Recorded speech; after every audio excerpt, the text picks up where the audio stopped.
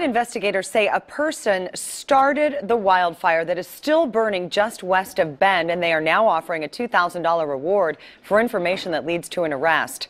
People are being forced to evacuate tonight. The fire is only 25% contained, and Cor Harlan now has the very latest on the efforts to get it under control. As the sun sets here in the hills of central Oregon, fire investigators say tonight they believe the Two Bulls fire was caused by humans. That's the bad news. The good news from fire managers tonight is that they believe the fire is now done spreading and will remain within its current containment area.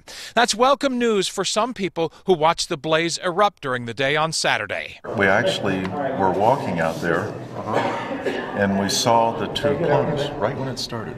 I asked Pat Preston what he did in the hours after the fire started late Saturday morning. He tells me that longtime neighbors of his living in the Three Pines subdivision west of Bend started to panic, so he packed his bags. We're fully confident that we're going to be able to hold the fire where it sits. But Monday night at a fire briefing, managers told everyone they're pretty sure the fire is done spreading.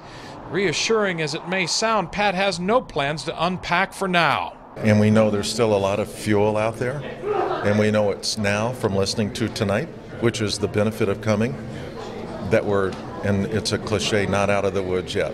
And so we're still afraid. They're all ready to go. Kevin Larkin with the Deschutes National Forest tells me the Two Bulls fire has been remarkably explosive for this early in the fire season. Kevin tells me the fire ran 6 miles in less than a day after it started, growing from a couple of hundred acres to nearly 7,000.